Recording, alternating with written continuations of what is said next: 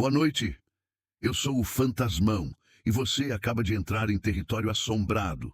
As histórias que você vai ouvir a seguir foram vividas por pessoas reais, em diferentes cantos do Brasil.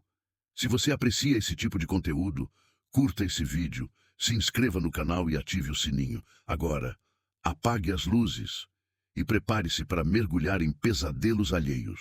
Meu nome é Marli e acompanho o canal há algum tempo. Sempre fico perplexa com os relatos que ouço ali, histórias sobrenaturais vindas de pessoas comuns que revelam o quanto ainda não compreendemos tudo o que nos cerca. Depois de muito tempo pensando, decidi relatar o que me aconteceu. Um fato inexplicável, verdadeiro e que mudou completamente minha maneira de ver a vida. Ainda que muitos duvidem, o que vivi foi real e me marcou para sempre. A seguir, conto a minha história. E que ninguém duvide. Tudo o que relato aqui é absolutamente verdadeiro. Era o ano de 2003. Eu e meu marido Gustavo vivíamos em São Paulo. Ele trabalhava com sistemas de informática e eu na área de recursos humanos de uma grande multinacional. Estávamos casados há 5 anos. Não tínhamos filhos por escolha, o que nos permitia aproveitar a vida do nosso jeito. Viagens, boas refeições, conforto e liberdade. Nossa renda permitia luxos como trocar de carro com frequência, viajar com frequência e viver bem. Gustavo era apaixonado por aventuras radicais. Tinha uma moto Honda 900 cilindradas que tratava quase como um tesouro. Às vezes, saíamos juntos de moto para o interior, apenas para curtir a estrada, como ele dizia. Por causa da minha rotina de trabalho, eu às vezes precisava ir à empresa aos fins de semana. Quando isso acontecia, Gustavo aproveitava para pegar a moto e seguir para alguma cidade do interior, voltando apenas à noite. Eu me preocupava, claro, mas já tinha aceitado que esse era o jeito dele de aproveitar a vida. Tínhamos uma tradição. Nos falávamos o tempo todo, ligávamos um para o outro ao chegar em qualquer lugar. Ele me ligava até para dizer onde tinha parado para tomar um café. Era como se nunca estivéssemos realmente longe. Então, em um certo final de semana, fui convocada para trabalhar no sábado. Gustavo decidiu que faria um passeio até Serra Negra, porque adorava aquela estrada. Era cheia de curvas e natureza, ideal para a sua moto. No sábado de manhã, ele acordou cedo, preparou o café com todo carinho, me deu um beijo, desejou um bom dia e saiu. Logo em seguida, fui para a empresa, sem imaginar que aquele seria o dia que mudaria tudo. Com o passar das horas, comecei a estranhar que ele não tinha me ligado. Imaginei que talvez estivesse sem sinal, mas no fundo, algo me incomodava. Por volta das 11h30, meu celular tocou. Era o número do Gustavo. Suspirei aliviada, mas ao atender, uma voz abafada com um leve chiado na ligação disse: Marli, meu amor, eu morri. Gelei. Ainda pensei que fosse uma brincadeira de péssimo gosto. É você, Gustavo? Que brincadeira idiota é essa? E a mesma voz respondeu: Desculpa, Marli, não foi minha culpa, foi o caminhão. Um dia a gente se vê, sempre vou te amar. E então a ligação caiu. Fiquei paralisada. Minhas mãos tremiam. As lágrimas começaram a escorrer, antes mesmo que eu entendesse o que tinha ouvido. Minha colega Sabrina, vendo meu estado, correu até mim. Eu mal conseguia falar, mas contei o que tinha acontecido. Ela tentou me acalmar, dizendo que devia ser um trote. Mas era o número dele. Respondi com a voz falhando. Tentei ligar de volta. Nada. Apenas a caixa postal. O desespero começou a me consumir. Onde ele estava? Será que tinha acontecido algo? Liguei para meus pais no interior. Minha mãe tentou me acalmar. Disse que se eu não tivesse notícias em breve, ela e meu pai viriam me fazer companhia. Às 13h45, o telefone tocou novamente, um número com DDD diferente. Atendi com o coração aos pulos. Era um policial da rodoviária estadual. Queria saber se eu era parente de Gustavo Nogueira de Melo. Disse que era esposa dele. E então ouvi: Senhora, lamento informar, mas seu marido sofreu um acidente na rodovia SP-360 e foi levado ao hospital de Campinas. Precisamos que a senhora venha imediatamente. Desabei. Era como se o mundo tivesse escurecido. Me faltava o ar. Sabrina e outro colega, Raul, conseguiram um carro da empresa e me levaram até Campinas. Durante todo o trajeto, eu rezava para que ele estivesse bem, que fosse um engano, que estivesse consciente. Chegando ao hospital, fomos recebidos por um capitão da polícia e por um médico. Perguntei quase sem voz: E o Gustavo? Como ele está? O médico respirou fundo e respondeu: Infelizmente, ele chegou sem vida. Apaguei. Meu corpo não suportou. Quando despertei, estava deitada numa maca, com Sabrina e Raul ao meu lado. Depois, o policial me explicou o que havia acontecido. Gustavo, em uma curva da SP-360, colidiu com um caminhão que tentava ultrapassar outro veículo. O acidente ocorreu por volta das 11h30, disse o policial. Senti um calafrio. A ligação foi exatamente nesse horário. Mas como? Quem ligou para mim? Quando meus pais chegaram, assumiram os preparativos do velório. 2 dias depois, sepultamos meu marido. Pouco depois disso, Sabrina foi até minha casa. Trouxe uma caixa, os pertences de Gustavo. Dentro estavam o relógio, a carteira, correntes e o celular, o mesmo que me ligou. Mas o aparelho estava destruído completamente. Tela estilhaçada, carcaça rachada e o chip partido ao meio. Era impossível que alguém tivesse usado aquele telefone. E, no entanto, a ligação aconteceu. Eu ouvi sua voz, aquela voz abafada, o chiado, e a mensagem que nunca mais sairá da minha cabeça. Marli, meu amor, eu morri, foi o caminhão. Um dia a gente se vê, sempre vou te amar. Hoje moro em Los Angeles e trabalho com telecomunicações. Mas minha alma ainda está ancorada naquele dia. Gustavo sempre dizia que estaria comigo, acontecesse o que fosse. E mesmo após a morte, ele me ligou, como sempre fez, só que dessa vez, para se despedir. Acredito que de alguma forma ele quis me preparar, quis me avisar, quis cumprir sua promessa. Gustavo, eu também sempre te amarei e te espero. Um dia nos veremos de novo. O que vou contar pode parecer inacreditável, mas aconteceu comigo na adolescência, de forma real, consciente e lúcida. Nunca tive problemas mentais, alucinações ou distúrbios emocionais. Sei o que vivi, e até hoje não consigo entender o que exatamente foi aquilo. Naquela época, eu era uma garota introspectiva, não tinha muitos amigos. Gostava de ficar em casa, lendo, vendo filmes, estudando. Era o meu mundo, o meu refúgio. As pessoas achavam estranho, mas não me importava. Eu era assim e estava tudo bem. Foi num intervalo comum da escola que tudo começou. Uma garota apareceu de repente ao meu lado, puxando conversa como se já nos conhecêssemos. Disse que se chamava Luísa, tinha um jeito doce, calmo, e havia algo em seu olhar que transmitia uma paz estranha, quase hipnotizante. Conversamos bastante. Descobrimos que tínhamos muito em comum. Ela também preferia ficar em casa, adorava livros e filmes e não gostava de aglomerações. A afinidade entre nós surgiu de forma quase imediata. Começamos a nos encontrar todos os dias na escola, sempre nos mesmos horários, sempre no mesmo lugar. Era como se aquele encontro já estivesse marcado muito antes de acontecer. Mas havia algo que me intrigava. Luísa nunca me dizia onde morava. Sempre que eu perguntava, ela mudava de assunto, desconversava ou apenas sorria. A única coisa que me disse foi que morava perto de uma igreja, em outro bairro. Eu era jovem demais para perceber a estranheza nisso. Outra coisa chamava minha atenção, mesmo que eu não quisesse admitir. Ela só falava comigo. Nunca a vi interagindo com outras pessoas da escola, nem professores, nem alunos. Nada. Mas como eu mesma era reservada, achei natural. As semanas passaram rápido, até que chegaram as férias. Na última aula, antes da pausa, nos despedimos. Lembro exatamente daquele momento. Quando falei que ia viajar com meus pais e que, na volta, teríamos muito o que conversar. Luísa apenas me olhou em silêncio.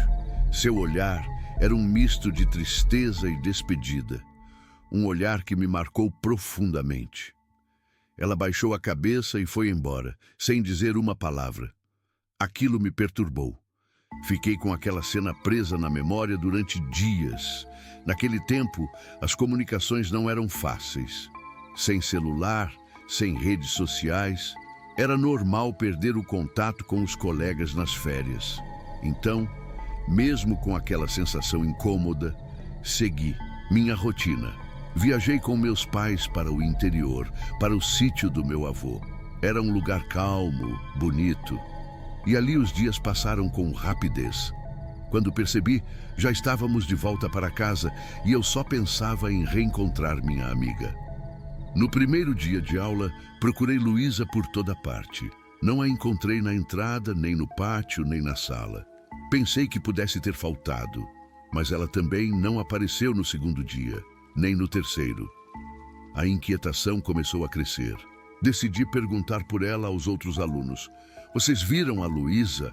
Aquela menina de cabelos castanhos, pele clara, minha amiga das últimas semanas? As respostas foram todas iguais. Não conheço ninguém com esse nome. Nunca vi essa pessoa. Fui então à secretaria da escola. Expliquei tudo, descrevi minha amiga em detalhes. A atendente consultou os registros. Só temos uma aluna chamada Luísa. Está na 5ª série. Fiquei confusa. Minha Luísa disse estar na 7ª série, assim como eu. Pediram que eu verificasse por conta própria. Fui até a sala da 5ª série e, claro, não era a mesma pessoa. A essa altura, um calafrio tomou conta de mim. Voltei à secretaria. Perguntei se era possível ela ter sido transferida ou retirada da escola durante as férias. Não houve nenhuma matrícula ou transferência com esse nome nos últimos meses, disseram. Ninguém sabia de nada. Ninguém a conhecia. Ninguém, além de mim, parecia sequer lembrar de sua existência. Mas eu lembrava, eu sabia o timbre da sua voz, o cheiro do seu cabelo, os gestos delicados, os olhares profundos, as conversas sobre livros e filmes. Eu não estava inventando. Voltei para casa em choque. Durante semanas, procurei respostas. Pensei em bater nas igrejas do bairro vizinho para procurar pistas, mas algo em mim dizia que não adiantaria. Ela simplesmente desapareceu, como se nunca tivesse existido. Por muito tempo, evitei falar sobre isso. Quem acreditaria? Mas eu sei o que vi, o que vivi. Hoje, mais madura, costumo me perguntar: e se Luísa não era exatamente deste lugar? E se ela veio de outro tempo, outra realidade, outra dimensão? Talvez ela tenha cruzado minha vida por um breve instante. Talvez estivesse apenas de passagem. Talvez tenha me escolhido para não se sentir tão sozinha por saber que eu também era como ela. Ou talvez Luísa nunca tenha sido humana. Seja como for, seu olhar no último dia dizia tudo. Ela sabia que não voltaria. E mesmo agora, tantos anos depois, ainda sonho com ela. Em sonhos, me chama de novo para conversar, como se nunca tivesse partido, como se ainda estivesse por aqui, em algum lugar, entre o que é e o que nunca deveria ter sido. Há cerca de 10 anos, no interior de Pernambuco, um grupo de amigos viveu uma experiência que até hoje nos assombra. Fomos amigos desde a infância, estudamos juntos até o colegial e, após a formatura, nos separamos para estudar em diferentes cidades. Porém, sempre que havia um feriado, voltávamos para a nossa cidade e nos reuníamos como uma forma de resgatar as boas lembranças. Era uma tradição ir para a fazenda do pai de um de nós. A fazenda ficava isolada, nos arredores de uma cidade vizinha, bem à margem de uma rodovia federal. Não havia nada por perto, exceto a casa do zelador, que naquele dia não estava. Ele havia ido até a cidade. A casa grande da fazenda era simples, mas imponente, com uma enorme escadaria na frente. Embaixo dela ficavam os aposentos da antiga senzala, agora fechados com tijolos, e ninguém ousava entrar ali. Passamos o dia normalmente, tomando banho de rio, tocando violão, mexendo com as vacas e explorando o terreno. Quando o dia começava a ficar mais fresco, voltamos para a casa grande para continuar nossas conversas e brincadeiras. A casa era grande, com uma varanda que se estendia pela frente e pelos lados. Dentro havia uma enorme sala, um corredor e no final uma sala de jantar imensa. Dos dois lados, 4 quartos e na parte de trás, a cozinha. O terreno atrás da casa era difícil de acessar, cheio de mandacarus e vegetação espinhosa. Nos dividimos em 2 grupos. O primeiro ficou no quarto assistindo TV e conversando, enquanto eu e alguns amigos fomos para a cozinha procurando algo para comer. Estávamos falando e rindo quando, de repente, ouvimos um barulho vindo de uma das janelas da cozinha. Era um som estranho, como uma risada de criança e algo roçando a janela. Olhamos uns para os outros assustados. Sabíamos que, devido ao terreno acidentado lá fora, ninguém poderia estar ali. Abrimos a janela, mas não vimos nada. Fechamos rapidamente, tentando ignorar o que aconteceu. Contudo, minutos depois, o barulho se repetiu, agora com pelo menos 3 vozes, risadas baixas e cochichos que não eram de criança. O medo começou a nos envolver. Abrimos a janela mais uma vez e, novamente, não havia ninguém lá. Mas algo dentro de nós dizia que aquilo não era normal. Fomos então até o quarto, onde estavam os outros amigos, para ver se eles estavam pregando uma peça. Mas quando entramos, todos estavam lá, tranquilos, conversando. A sensação de pânico foi imediata. Eles acharam que estávamos brincando, até perceberem o medo estampado em nossos rostos. O sol estava se pondo e a luz do lusco-fusco tomava conta do ambiente. A tensão aumentava a cada segundo. Sem saber o que fazer, alguns amigos saíram para verificar o que estava acontecendo fora da casa. Quando chegaram perto da janela, ouviram risadinhas abafadas atrás deles. Desesperados, correram de volta para dentro da casa, pálidos e aterrados. Foi nesse momento que o medo realmente tomou conta de todos nós. De repente, não importava mais o que estava acontecendo lá fora. Não sabíamos mais se queríamos ficar ou sair. Pegamos nossas coisas rapidamente, sem sequer arrumar nada, e corremos para os carros. Quando já estávamos saindo da fazenda, cruzando a porteira, ouvimos um som estranho e lúgubre vindo de trás de nós. Um assobio baixo e triste, como se alguém estivesse nos chamando ou nos despedindo. Nunca mais voltamos para aquela fazenda. Nossos encontros passaram a ser apenas na cidade, longe daquele lugar. E você? Seria capaz de retornar a um lugar como aquele para tentar desvendar o que realmente aconteceu? O que você acredita que vimos naquela noite? Algo sobrenatural ou uma presença que nos assombra até hoje? Eu trabalho com entregas em São Sebastião, no litoral norte de São Paulo. Nunca acreditei em espíritos, fantasmas ou qualquer coisa que não tivesse uma explicação racional. Até que, em uma noite de sexta-feira 13, vivi algo que nunca vou esquecer. Naquele dia, eu estava voltando de uma última entrega em Limeira, uma localidade isolada, cercada por uma mata fechada e com poucos sítios distantes uns dos outros. Para chegar até lá, é preciso subir morros sem iluminação alguma, a não ser a luz dos faróis do veículo e os lampiões a gás de alguns sítios que ficam ao redor. A noite estava silenciosa e sinistra, quando, ao descer o morro, algo estranho chamou minha atenção. À minha frente, 2 objetos ovais, que se pareciam com bolas de futebol, estavam no meio do caminho. Imaginei como poderiam ter parado ali, naquele lugar tão deserto. Talvez tivessem caído de algum carro ou sido esquecidas por algum grupo de jovens acampando nas redondezas. Porém, à medida que me aproximava, notei algo que me fez gelar a espinha. Aquelas bolas não estavam simplesmente ali, elas estavam se movendo. Fiquei confuso e então pensei, será que tem algum animal por baixo delas? Mas antes que pudesse compreender o que estava acontecendo, algo mais fez meu sangue congelar.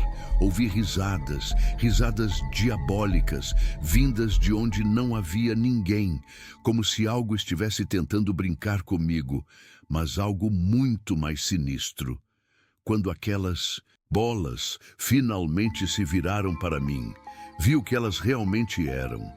Cabeças decepadas de pessoas, vibrando e tremendo como se quisessem saltar do chão e emitindo risadas infernais que cortavam o silêncio da noite.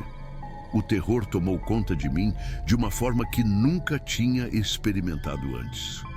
O pânico me paralisou e antes que pudesse reagir, perdi os sentidos.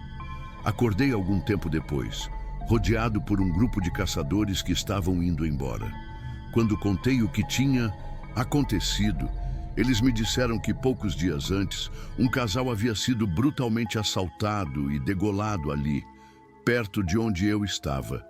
Naquele momento percebi, era sexta-feira 13, e os espíritos daquele casal estavam vingando suas mortes, assombrando o lugar onde haviam sido brutalmente executados. Daquele dia em diante, nunca mais fiz entregas em lugares tão afastados e sombrios como Limeira. O terror daquela noite nunca saiu da minha mente, e o silêncio daquela estrada nunca mais me pareceu tão ameaçador. Minha irmã ficou encarregada de arrumar um novo apartamento para mim, já que, como comissária de bordo, eu passava mais tempo fora do que em casa. Ela cuidou de tudo, incluindo trazer minha mobília do antigo apartamento para o novo. Quando finalmente vi o lugar, fiquei encantada. O apartamento estava aconchegante e a arrumação estava perfeita, melhor do que eu imaginaria. Na minha primeira noite ali, completamente exausta após mais uma sequência de viagens, me joguei no sofá depois de preparar um chá. Estava muito cansada, com os nervos à flor da pele devido ao ritmo intenso da empresa.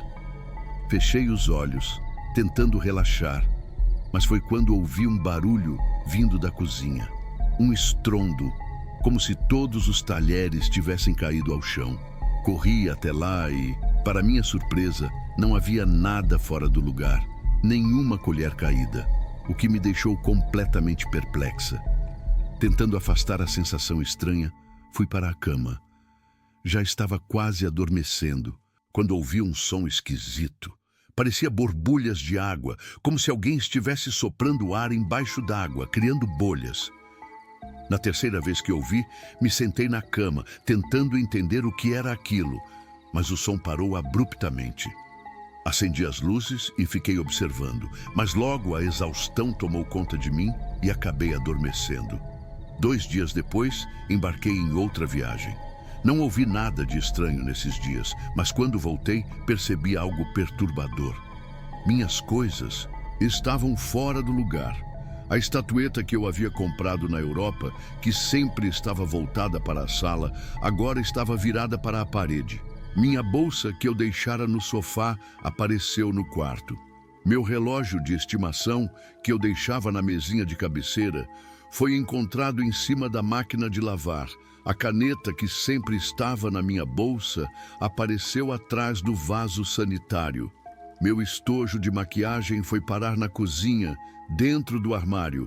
Até a escova de dentes estava dentro de um prato no armário.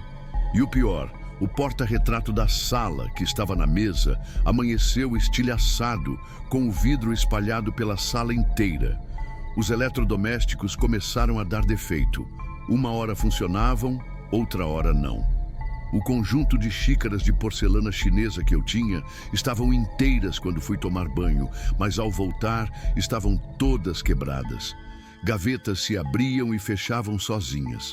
O som de garrafas de refrigerante sendo abertas ecoava pela casa e, A descarga do vaso sanitário acionava sozinha. Em uma noite, ao me deitar depois de mais uma viagem, ouvi novamente o barulho dos dentes batendo, como se alguém estivesse ali, fechando e abrindo a boca com força. O som das bolhas de ar na água estava ainda mais alto, e o medo começou a tomar conta de mim. Foi quando, de repente, algo invisível me empurrou para fora da cama. O pavor me consumiu, e eu fechei a porta do quarto, correndo para a sala, onde tentei me acalmar. No dia seguinte, fui até minha mãe. Quando me abri com ela, ela parecia cética, mas me disse que passaria a noite comigo para me dar apoio. Naquela noite, ficamos na cama juntas, tentando assistir TV para distrair. Mas, depois de alguns minutos, os barulhos começaram. O som das borbulhas e dos dentes batendo. Perguntei assustada se ela estava ouvindo e pude ver pelo olhar dela que sim. Então, a porta do banheiro bateu com violência. Ela foi até o banheiro e, ao chegar lá, ouviu uma risada baixa e próxima, o que a fez voltar correndo para o quarto. Não conseguimos mais dormir. Ela sugeriu que fizéssemos chá de camomila para tentar nos acalmar. Quando começou a amanhecer, já um pouco mais relaxadas, tentamos deitar novamente, mas a tranquilidade durou pouco. A cama começou a estremecer violentamente e quando nos abraçamos, fomos arremessadas para fora da cama. Esse foi o último estalo que precisei para entender que aquele lugar estava amaldiçoado. Não consegui mais permanecer ali. Saí definitivamente do apartamento e nunca mais voltei. Eu estava casado há 4 anos. A vida nem sempre era perfeita, mas ao lado da minha maravilhosa esposa, Jaqueline, tudo parecia dar certo. Tínhamos nossa casa, um carro e um cachorro. O dinheiro não sobrava, mas nossas contas estavam sempre em dia. Estávamos começando a pensar em dar o próximo grande passo, ter um filho. Jaqueline sempre foi muito planejada e detalhista. Depois de algumas contas, decidimos que era hora de tentar. Ela fez os exames e tudo estava bem com sua saúde.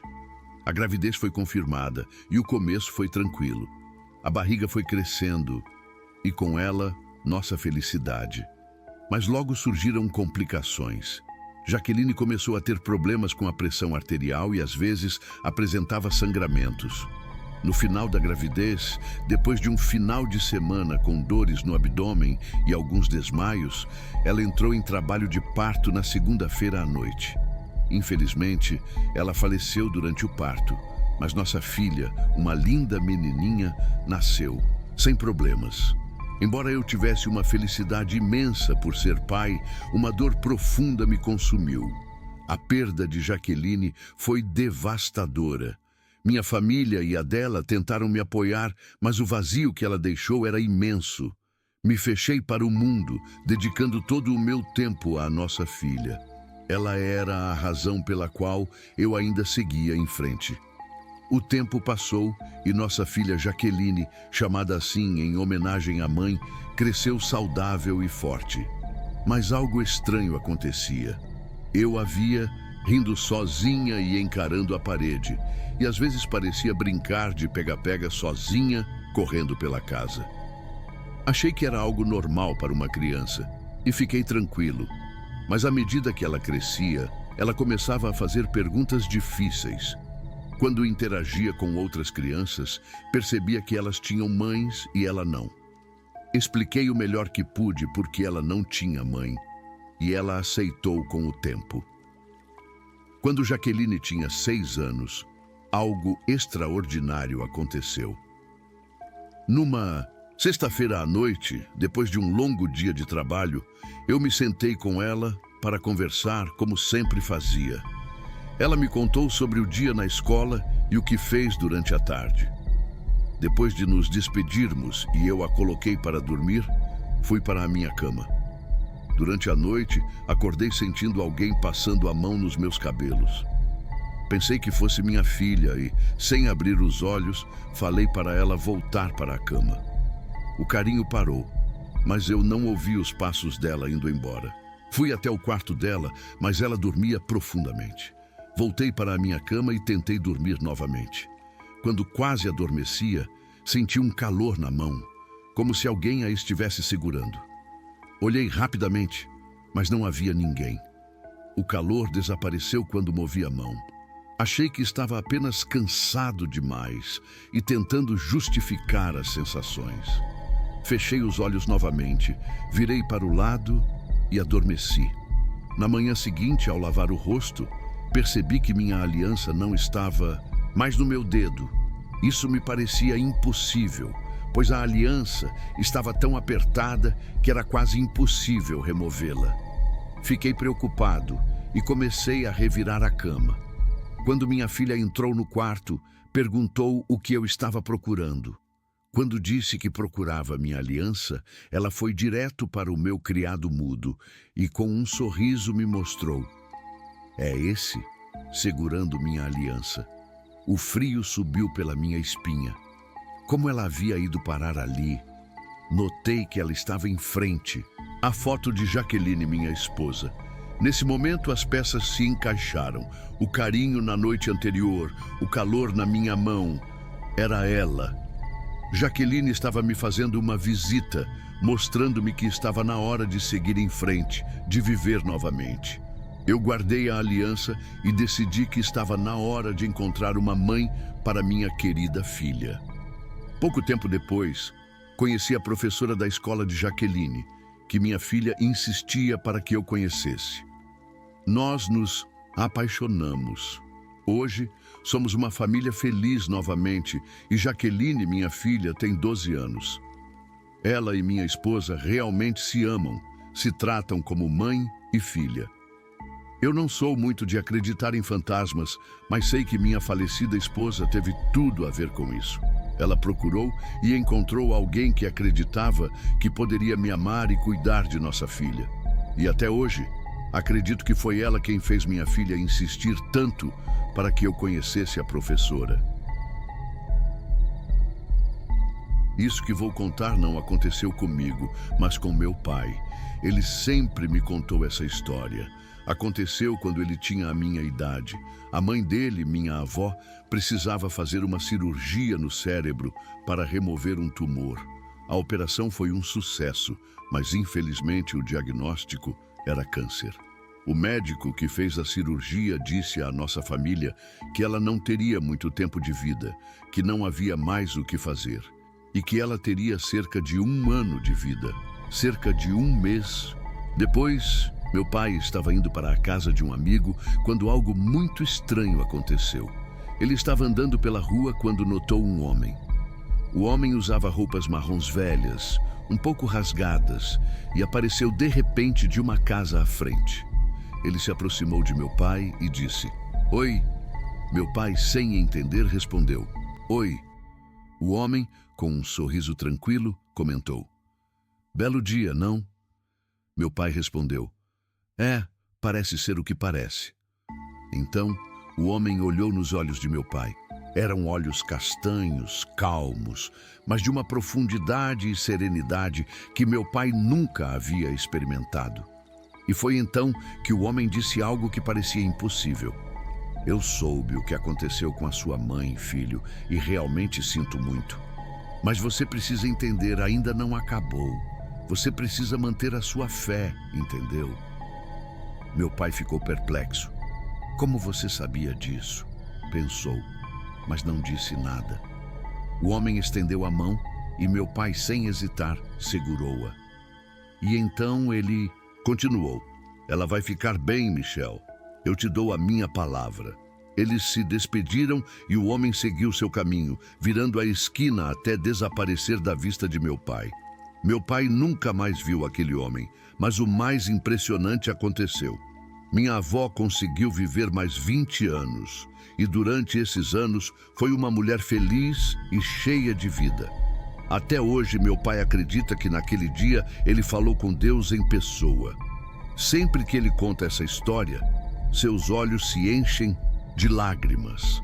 Não são lágrimas de tristeza, mas de felicidade, porque desde aquele encontro ele se tornou um homem religioso e, como ele mesmo diz, isso trouxe mais paz e alegria à sua vida. O relato que vou contar aconteceu comigo quando eu tinha 17 anos, em uma ilha paradisíaca no litoral paraense chamada Ilha do Algodoal. Em novembro de 1983, minha família possuía uma casa na ilha. E na época, minha irmã recém-casada tinha uma casa um pouco distante da nossa. Em um final de semana, resolvi ir para a ilha. E como não queria segurar a vela dos recém-casados, decidi dormir na nossa casa.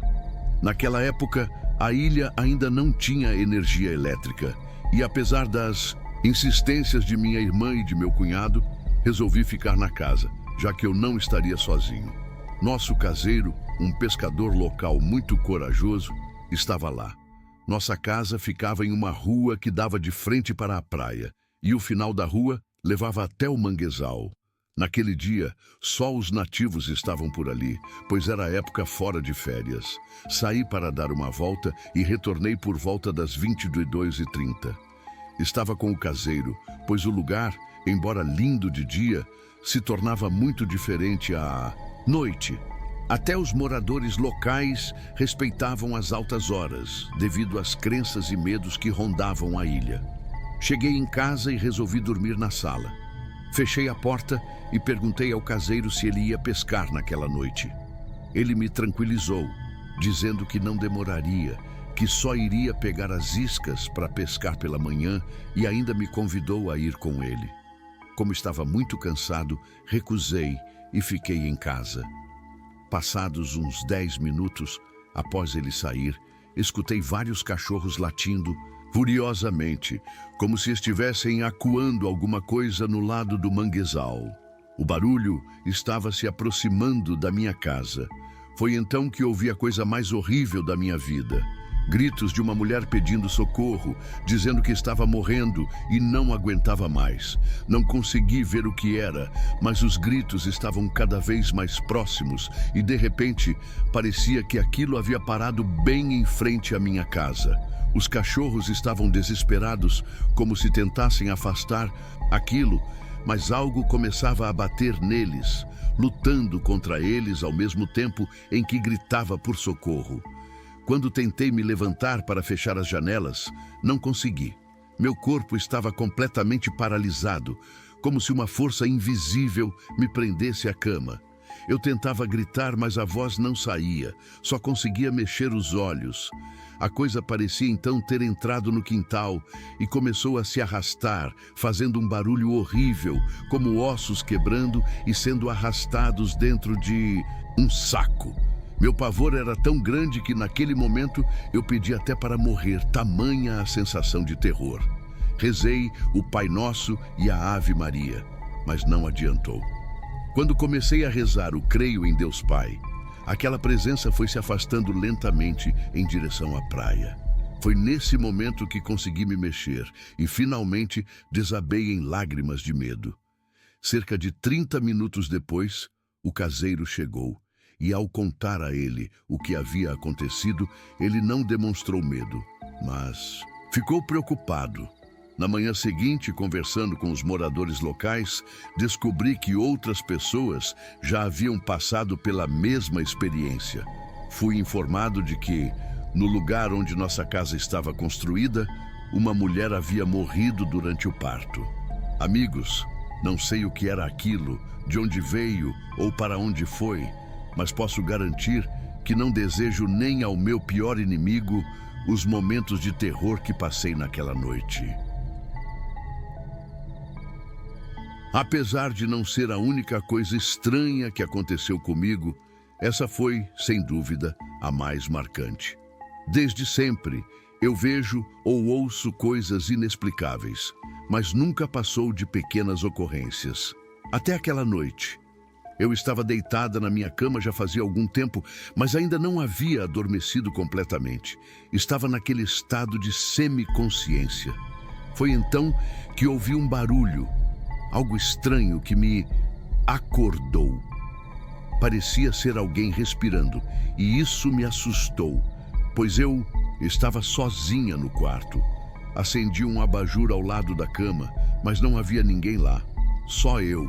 Fiquei em silêncio tentando ouvir mais alguma coisa, mas não consegui perceber nada. Achei que estava imaginando coisas e apaguei a luz, voltando a tentar dormir.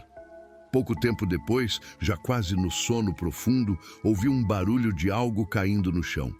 Com o susto, acendi a luz rapidamente e vi minha mochila da escola no chão, aberta, com meus livros e cadernos espalhados. O que me deixou ainda mais estranha foi que minha mochila estava fechada quando eu a deixei no chão. Achei que meu irmão tivesse entrado no meu quarto para pegar alguma coisa e, ao sair, teria jogado a mochila no chão aberta. Decidi ir brigar com ele, mas quando fui abrir a porta, ela estava trancada. Fiquei confusa, mas estava tão cansada que resolvi deixar para tentar entender o que tinha acontecido no dia seguinte. Deitei novamente e tentei dormir, mas logo senti um arrepio. Quase adormecendo, senti algo agarrando meus tornozelos. Eu soltei um grito e tentei acender o abajur, mas ele estava fora do meu alcance.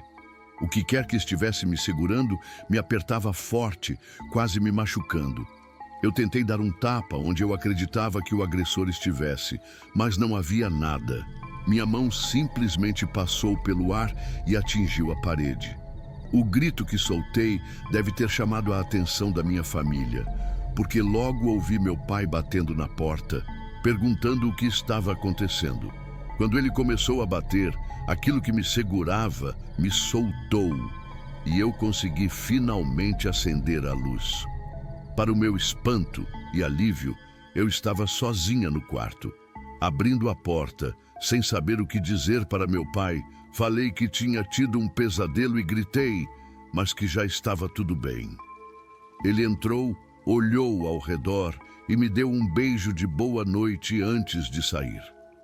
Ainda assustada, sem saber como explicar, fiz uma busca rápida pelo meu quarto. Não encontrei nada de anormal. O que quer que tivesse me agarrado já não estava mais ali. Mesmo assim, ainda estava um pouco, ou melhor, muito assustada. Então deixei o abajur aceso e tentei dormir. Nada mais aconteceu naquela noite, mas desde então voltei a ouvir o som da respiração algumas vezes. Também percebo que objetos no meu quarto estão fora de lugar, e uma vez vi um vulto no canto do quarto enquanto passava em frente a ele, a luz apagada.